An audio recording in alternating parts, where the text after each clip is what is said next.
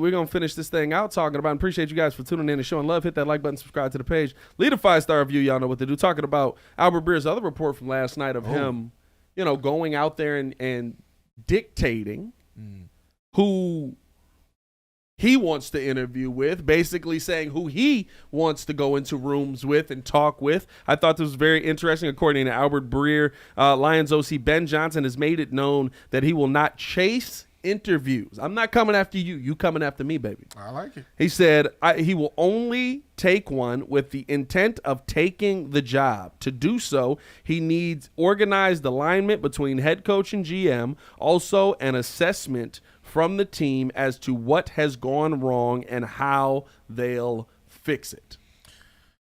Now, I said this before the show. This is my personal feelings. I feel like this is a direct shot at the Bears in a sense because he sees the chaos that's going on here. If you got eyes, you know what's going on, especially in your own division. You're seeing it right there. They're one of your biggest rivals. And so, yes, if you want me, you have to show me that you got your stuff together in a sense. Like, get your stuff together.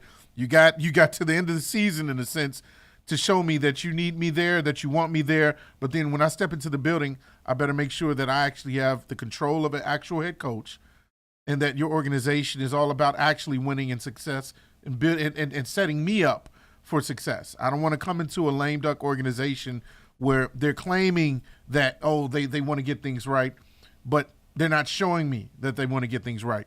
That's how I feel. I feel like this is maybe a little bit of a shot at the Bears because last year he was interested in the job.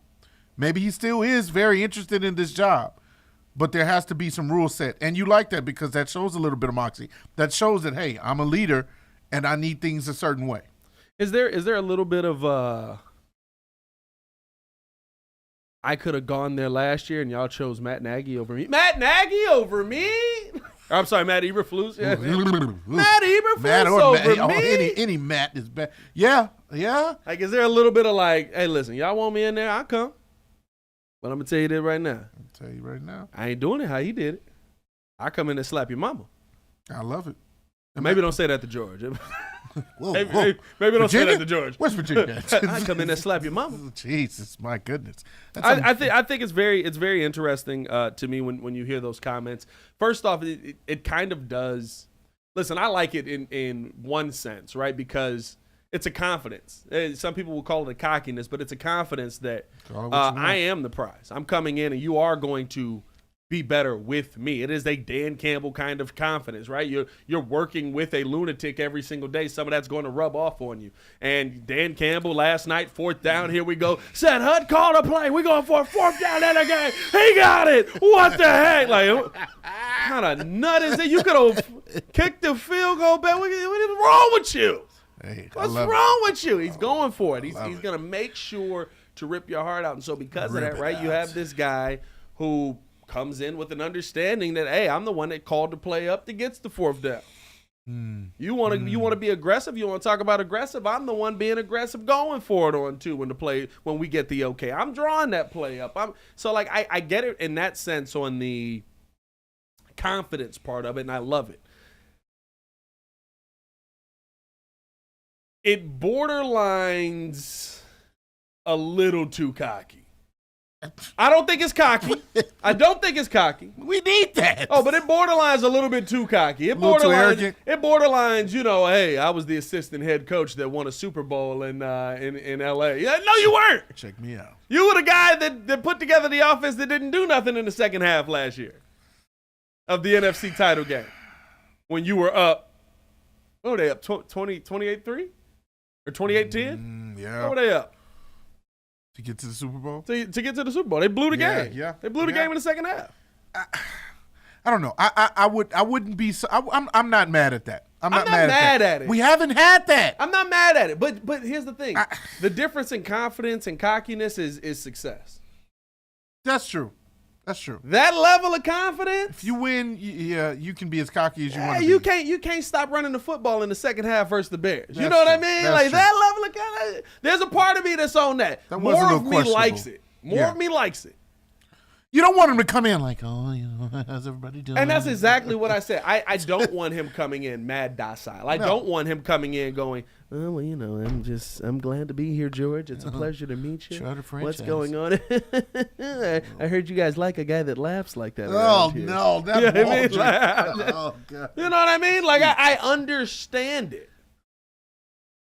But there is a part of me that's like, hey, dog, you talking with her. I got to go win this Super Bowl confidence. And, like, let's see you do it.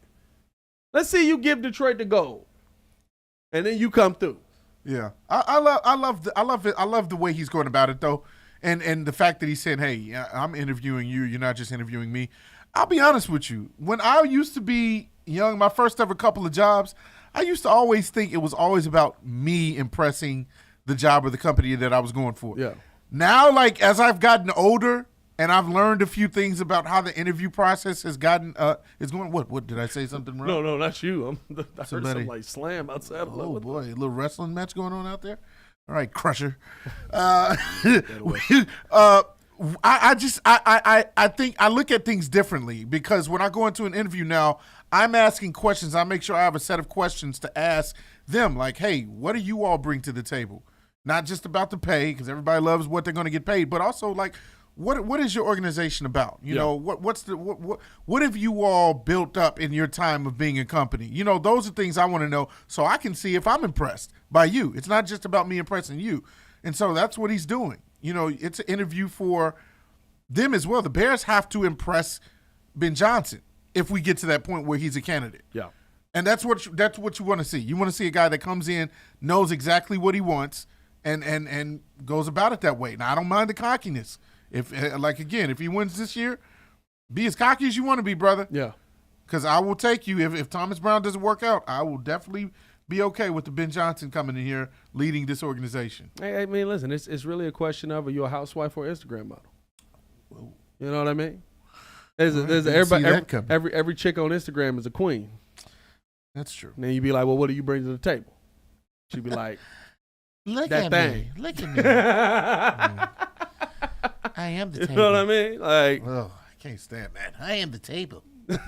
Grizzly Adams said, how many dang jobs you going through first offs, fam?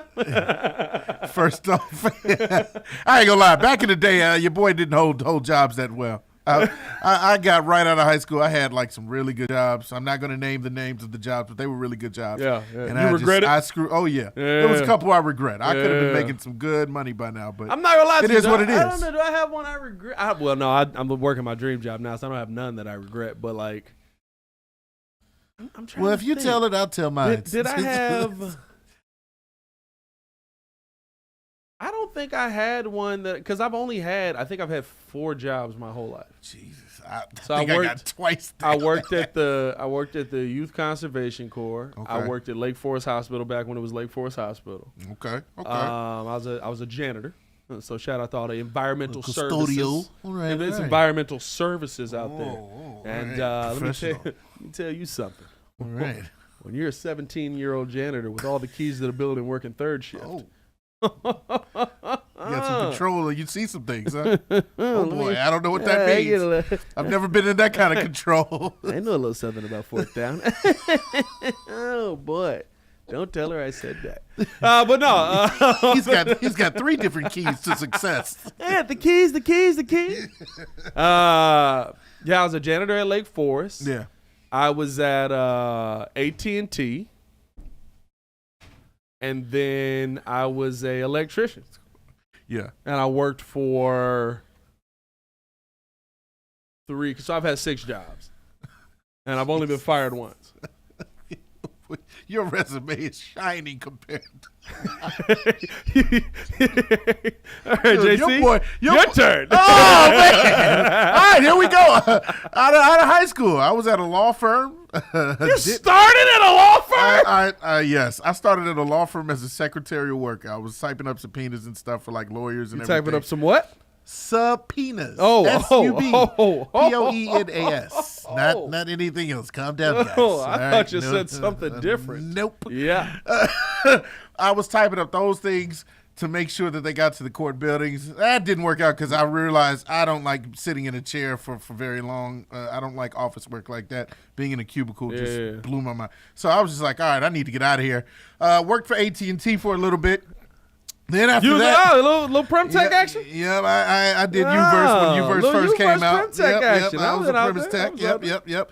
That didn't last long because I sucked at that when I was younger. I was not good at it. I was horrible at connecting the wires through people's homes. I was bad. Wild. Yeah, that was bad.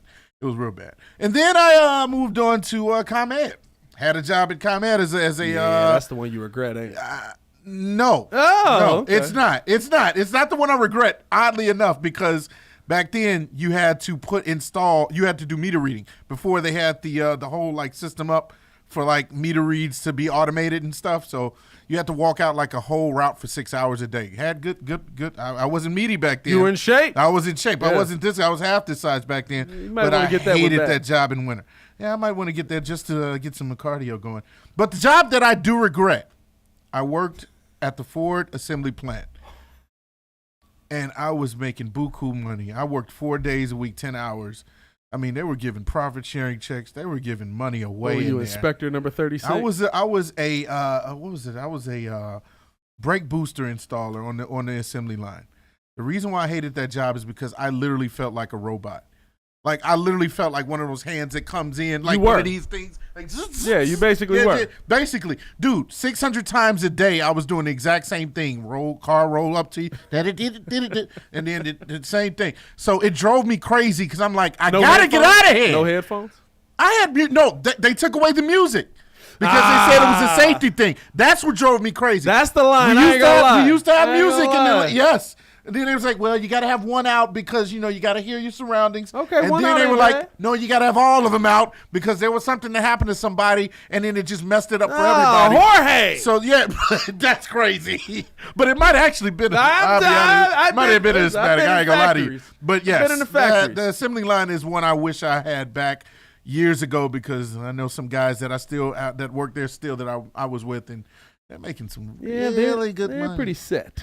But hey, it all brought me back to the Windy City Breeze. Oh, all right. There it is. I wouldn't be here today with Pat if it wasn't for all those definitely not, blunders. because you working some hours at 4. I'm going to say this right now. You are putting some time in. It was bad. Over there. 10 hours, no headphones? No. I literally almost wanted to kill myself. Yeah, I might have got out on that one, too. I'm not going to lie to you. It was crazy. Let us know your first job out there. Yeah, what are your jobs Appreciate like? y'all for tuning in, showing love. Hit that like button, subscribe to the page. We're going to get back to some football talk here for a little while. How about that? I'm going to talk a little bit more football. It's funny because it's just like, you brought up the jobs, and it's like, I can't imagine. Now, granted, yes, I can. I take it back. I do get it. Yeah. Because by the time I was a journeyman electrician and I went to the solar company, I knew what I was doing. Yeah. And when you walk in and you go, okay, like at MK